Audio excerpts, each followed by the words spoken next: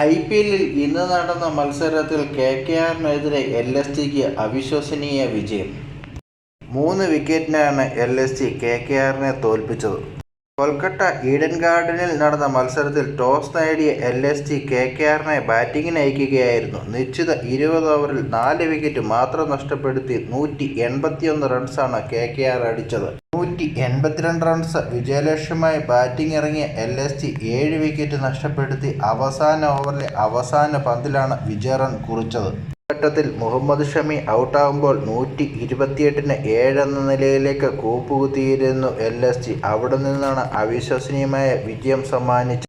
മുകേഷ് ചൗധരിയും ആവേശ് ഖാനും ചേർന്ന് നടത്തിയ 8-ാം വിക്കറ്റിലെ 52 റൺസ് പാർട്ണർഷിപ്പാണ് ഈ വിജയം സമ്മാനിച്ചത്. ഇതിൽ 50 റൺസും മുകേഷ് ചൗധരി ഒറ്റയ്ക്കാണ് അടിച്ചത്.